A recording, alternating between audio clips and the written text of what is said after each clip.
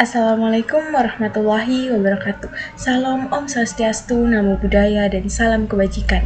Halo semuanya, perkenalkan nama saya Siti Kumaira Ramdhani dengan NIM 45224094 dari kelas 1D D4 Administrasi Bisnis Politeknik Negeri Ujung Pandang.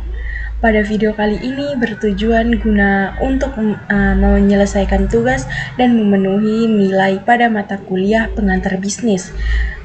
Dosen pengampu Pak Ahmadi Usman, SE, MAPP, I, dan E. Dengan materi yang akan saya presentasikan yaitu konsep dasar manajemen. Baik, langsung saja pada konten yang akan saya bahas pada presentasi kali ini. Yang pertama, fungsi manajemen, 2, keterampilan manajemen, prinsip manajemen, bidang manajemen, jenjang manajemen, macam-macam manajemen, manajemen sumber daya manusia, dan yang terakhir seleksi karyawan. Sebelum saya memaparkan materi tentang konten yang akan kita bahas kali ini, saya akan membacakan satu motivasi yang bisa memotivasi diri kita, diri saya sendiri maupun diri pendengar, yaitu success is not final, failure is not fatal, it is the courage that continue the counts. Artinya kesuksesan itu bukanlah akhir, kegagalan bukanlah kematian, dan keberanian untuk melanjutkan yang terpenting. Maknanya baik kesuksesan maupun kegagalan adalah bagian dari perjalanan. Yang terpenting adalah memiliki keberanian untuk terus berusaha meskipun mengalami berbagai rintangan. Lanjut, yang pertama, fungsi manajemen. Yang pertama itu fungsi merencanakan atau planning. Yang dimaksud dengan merencanakan di sini yaitu yang melibatkan penentuan tujuan dan cara untuk mencapainya.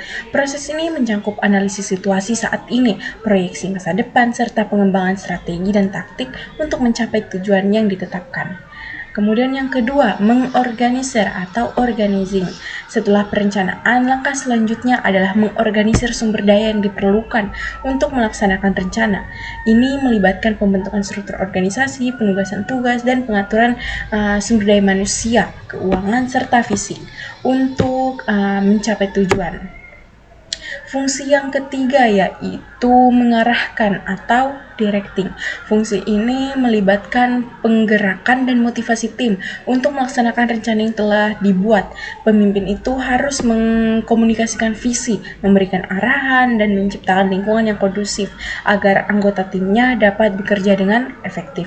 Kemudian fungsi yang terakhir atau yang keempat yaitu mengawasi atau controlling, atau juga bisa disebut dengan pengendalian. Proses pada fungsi yang terakhir ini mencangkup pemantauan dan evaluasi kinerja untuk memastikan bahwa segala sesuatu berjalan sesuai rencana. Jika terdapat penyimpangan, manajer harus melakukan penyesuaian agar tujuan dapat tercapai. Di mana fungsi yang terakhir ini melibatkan pengumpulan data, analisis hasil, dan penerapan tindakan korektif jika diperlukan. Lanjut, poin yang kedua yaitu keterampilan manajemen. Keterampilan di sini dibagi menjadi 3. Yang pertama, mungkin saya akan menjelaskan keterampilan teknis, di mana keterampilan ini mencangkup pengetahuan dan kemampuan untuk menggunakan alat, teknologi, atau metode spesifik dalam bidang tertentu. Contohnya, metode keterampilan dalam pemrograman, akuntansi, atau penggunaan perangkat lunak tertentu. Keterampilan teknis ini sangat penting untuk manajer yang berada di level operasional atau menengah, di mana pemahaman mendalam tentang proses dan teknik kerja sangat dibutuhkan.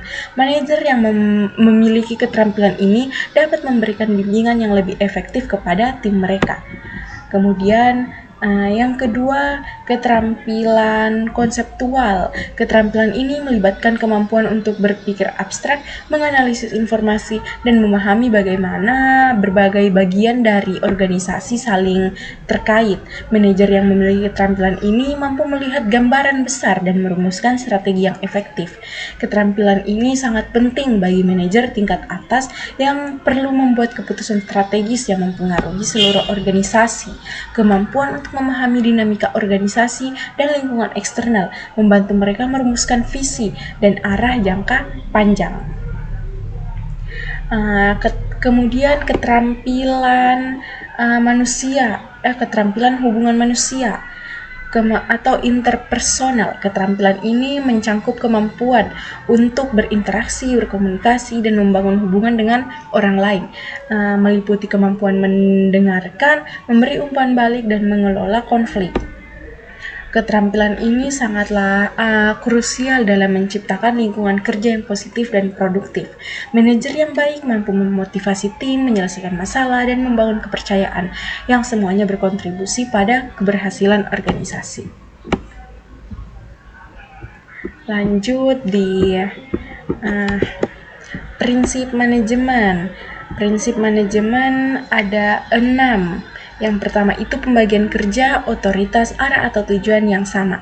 Maksudnya di sini ketiga prinsip yang pertama ini merupakan elemen kunci dalam manajemen. Misalnya yang pertama itu kan pembagian kerja, di mana pembagian kerja ini dapat meningkatkan efisiensi dengan mendistribusikan tugas, sementara otoritas memberikan hak untuk mengambil keputusan dan mengarahkan tindakan, sedangkan arah atau tujuan yang sama memastikan semua anggota tim bergerak menuju visi yang sama, menciptakan sinergi dan kolaborasi. Kombinasi ketiganya mendukung pencapaian tujuan organisasi secara efektif. Kemudian prinsip yang kedua yaitu gaji dan jenjang jabatan. Gaji dan jenjang jabatan ini merupakan aspek penting dalam manajemen sumber daya manusia. Gajinya itu harus adil dan kompetitif untuk menarik serta mempertahankan karyawan. Sementara jenjang jabatan memberikan struktur yang jelas tentang peluang karir dan pengembangan profesional. Kombinasi keduanya menciptakan lingkungan kerja yang mendorong kinerja optimal dan loyalitas karyawan. Kemudian prinsip yang ketiga yaitu adil dan stabil. Adil berarti menerapkan kebijakan yang objektif dan transparan, memastikan semua karyawan diberlakukan secara setara dalam hal gaji, penilaian, dan peluang. Sementara itu, stabil merujuk pada konsistensi dalam struktur organisasi dan proses operasional yang menciptakan rasa aman bagi karyawan. Kemudian prinsip yang keempat, pemusatan perintah kolaboratif dan kepentingan kelompok merupakan pendekatan manajemen yang saling melengkapi. Pemusatan perintah memungkinkan keputusan cepat oleh pimpinan, sementara kolaboratif melibatkan seluruh tim dalam pengambilan keputusan serta mendorong kreativitas. Kemudian kepentingan kelompok menekankan pentingnya mempertimbangkan kebutuhan bersama, kombinasi. Ketiga pendekatan ini menciptakan keseimbangan antara efisiensi, partisipasi, dan fokus pada tujuan bersama. Prinsip yang kelima, inisiatif, adaptif, dan akuntabel merupakan kualitas penting dalam organisasi. Inisiatif berarti proaktif dalam mencari solusi tanpa menunggu arahan, mendorong inovasi. Kemudian adaptif menunjukkan fleksibilitas dalam menghadapi perubahan dan tantangan. Sementara itu akuntabel berarti bertanggung jawab atas tindakan dan keputusan, menciptakan kepercayaan. Ketiga kualitas ini bersama-sama mendukung efektivitas individu dan keberhasilan organisasi. Kemudian prinsip yang terakhir yaitu loyalitas dan semangat korps atau persatuan merupakan kualitas penting dalam organisasi. Loyal mencerminkan kesetiaan individu terhadap visi dan misi, serta mendorong komitmen untuk mencapai tujuan bersama. Kemudian yang semangat korps itu menunjukkan rasa kebersamaan dan kolaborasi antar anggota tim, menciptakan ikatan kuat yang mendukung kerjasama. Keduanya meningkatkan motivasi, produktivitas, dan stabilitas organisasi. Lanjut di bidang manajemen. Bidang manajemen itu ada 5. Yang pertama keuangan. Manajemen keuangan berfokus pada pengelolaan sumber daya keuangan termasuk perencanaan, penganggaran, dan pengendalian keuangan untuk memastikan kesehatan finansial organisasi. Bidang yang kedua yaitu manajemen produksi, mengelola proses produksi barang atau jasa, mencangkup perencanaan, pengendalian kualitas, dan efisiensi operasional untuk mencapai output yang optimal. Yang ketiga, manajemen administrasi, mengatur fungsi administratif dan operasional organisasi, termasuk pengelolaan informasi, pengaturan jadwal, dan koordinasi antar departemen untuk mendukung kelancaran operasional. Kemudian ada bidang manajemen pemasaran, di mana bidang manajemen pemasaran ini berfokus pada strategi untuk mempromosikan dan menjual produk atau jasa, di mana mencangkup riset pasar, pengembangan produk, strategi harga, distribusi, dan komunikasi pemasaran untuk menarik dan mempertahankan pelanggan.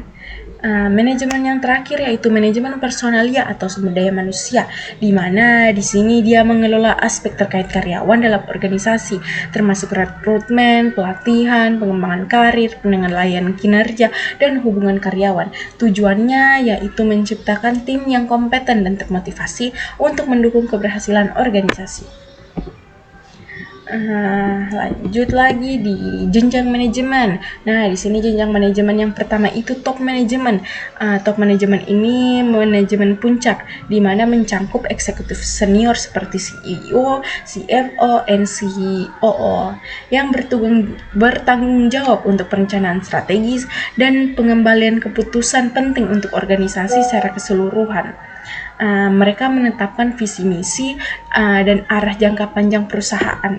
Kemudian yang kedua, manajemen menengah atau middle management, meliputi manajer yang mengelola departemen atau divisi seperti manajer pemasaran atau manajer produksi. Mereka bertugas menerjemahkan strategi dari manajemen puncak menjadi rencana operasional dan mengawasi implementasinya serta mengelola tim dan sumber daya di bawahnya. Yang terakhir, manajemen tingkat bawah atau lower management, atau juga bisa disebut first line management, terdiri dari supervisor atau manajer. Lini pertama yang langsung mengawasi karyawan dan operasi sehari-hari. Mereka bertanggung jawab untuk melaksanakan rencana yang ditetapkan oleh manajemen menengah, memberikan arahan kepada karyawan, dan memastikan tugas sehari-hari dilaksanakan dengan baik. Ketiga jenjang ini saling terkait dan penting untuk keberhasilan organisasi, dengan setiap tingkat memiliki peran dan tanggung jawab yang spesifik. Ketiga jenjang manajemen ini memiliki hubungan yang erat dengan perencanaan strategis, pengendalian manajemen, dan pengendalian operasional. Yang pertama, perencanaan strategis biasanya dilakukan oleh manajemen puncak. Mereka menetapkan visi, misi, dan tujuan jangka panjang organisasi serta strategi untuk mencapainya.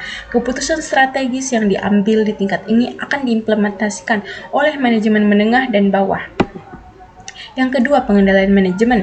Manajemen menengah bertanggung jawab untuk mengawasi dan mengevaluasi pelaksanaan rencana strategis yang ditetapkan oleh manajemen puncak. Mereka menggunakan indikator kinerja untuk memastikan bahwa departemen mereka bergerak sesuai arahan yang diinginkan dan melakukan penyesuaian jika diperlukan. Dan yang ketiga, pengendalian operasional merupakan tanggung jawab manajemen tingkat bawah yang berfokus pada pengawasan kegiatan sehari-hari dan pelaksanaan tugas. Mereka memastikan bahwa operasi berjalan sesuai rencana yang telah ditetapkan dan melaporkan hasilnya ke manajemen menengah. Dengan demikian, ketiga jenjang manajemen berkolaborasi dalam merencanakan, mengendalikan, dan mengevaluasi kinerja organisasi secara keseluruhan. Lanjut di macam-macam manajemen. Macam-macam manajemen yang pertama yaitu manajemen informasi, di mana ia mengelola data dan informasi yang diperlukan untuk pengambilan keputusan dalam organisasi, mencangkup pengumpulan, penyimpanan, dan distribusi informasi secara efisien. Yang kedua, manajemen produksi dan operasi, fokus pada pengelolaan proses produksi barang dan jasa termasuk perencanaan, pengendalian kualitas, dan efisiensi operasional untuk memastikan output yang optimal. Yang ketiga, manajemen pemasaran, di mana mengelola strategi untuk mempromosikan dan menjual produk atau jasa, termasuk riset pasar, pengembangan produk, penetapan harga, dan komunikasi pemasaran. Yang keempat, manajemen keuangan. Manajemen keuangan di sini berurusan dengan perencanaan, penganggaran, pengelolaan, dan pengendalian sumber daya keuangan untuk mencapai tujuan keuangan organisasi secara efektif. Yang kelima, manajemen strategi, di mana ia menetapkan arah jangka panjang dan tujuan organisasi, serta merumuskan strategi untuk mencapai keunggulan kompetitif dan menanggapi perubahan lingkungan bisnis. Yang keenam, manajemen sumber daya, di mana ia mengelola sumber daya manusia, fisik, dan teknologi yang diperlukan untuk mencapai tujuan organisasi, termasuk rekrutmen, pelatihan, dan pengembangan karyawan. Kemudian yang terakhir, yang ketujuh itu manajemen pendidikan. Maksudnya, tugasnya ia di sini yaitu mengelola institusi pendidikan dan program pembelajaran termasuk pengembangan kurikulum, manajemen staf pengajar, dan pengelolaan sumber daya pendidikan untuk mencapai tujuan akademis. Ketujuh manajemen ini saling berkaitan dan penting untuk mencapai tujuan organisasi secara keseluruhan. Lanjut di manajemen sumber daya manusia. Manajemen sumber daya manusia di sini ada 8. Yang pertama rekrutmen dan seleksi. Di sini prosesnya itu yaitu untuk mencari dan membeli karyawan yang tepat. Yang kedua, pelatihan dan pengembangan program untuk meningkatkan keterampilan dan pengetahuan karyawan. Yang ketiga, manajemen kinerja, yaitu penilaian dan pengelolaan kinerja karyawan. Yang keempat, kompensasi dan tunjangan, yaitu pengaturan gaji, bonus, dan manfaat lainnya. Yang kelima, hubungan karyawan, manajemen interaksi dan komunikasi antara manajemen dan karyawan. Kemudian yang keenam, kesehatan dan keselamatan kerja. Yang dimaksud yaitu upaya menjaga lingkungan kerja yang aman dan sehat. Kemudian yang ketujuh, perencanaan sumber daya manusia, yaitu menentukan kebutuhan SDM berdasarkan tujuan organisasi. Dan yang terakhir, pengembangan organisasi, di mana yaitu meningkatkan efektivitas dan efisiensi organisasi secara keseluruhan. Poin yang selanjutnya itu seleksi karyawan. Bagaimana sih langkah-langkah dalam seleksi karyawan itu? Yang pertama yaitu penentuan kriteria seleksi, menentukan kualifikasi, keterampilan, dan pengalaman yang dibutuhkan untuk posisi tersebut berdasarkan deskripsi pekerjaan. Yang kedua, penerimaan lamaran, yaitu mengumpulkan lamaran dari CV dari kandidat yang tertarik. Dapat dilakukan melalui iklan pekerjaan, situs web perusahaan, atau platform rekrutmen. Yang ketiga, screening awal, menyaring lamaran untuk mengidentifikasi kandidat yang memenuhi kriteria dasar. Dapat melibatkan pemeriksaan dokumen, wawancara telepon, atau tes awal. Yang keempat, wawancara, melakukan wawancara dengan kandidat yang terpilih. Ini bisa berupa wawancara 1-lawan-1, panel, atau wawancara berbasis kompetensi. Yang kelima, tes dan penilaian. Maksudnya itu menggunakan tes keterampilan, psikometri, atau asesmen center untuk menilai kemampuan dan kecocokan kandidat. Yang keenam, referensi dan latar belakang. Maksudnya yaitu memeriksa referensi dari pekerjaan sebelumnya dan melakukan pemeriksaan latar belakang untuk memastikan keakuratan informasi yang diberikan oleh kandidat. Yang ketujuh, penawaran kerja. Setelah memilih kandidat terbaik, memberikan penawaran kerja resmi yang mencakup detail tentang gaji, tunjangan, dan syarat lainnya. Yang kedelapan, onboarding. Setelah kandidat menerima tawaran, proses onboarding dilakukan untuk memperkenalkan karyawan baru kepada perusahaan dan kerjanya. Mungkin sekian dari presentasi saya kali ini. Jika ada salah kata mohon dimaafkan. Wabillahi taufiq wal hidayah. Wassalamualaikum warahmatullahi wabarakatuh. Terima kasih.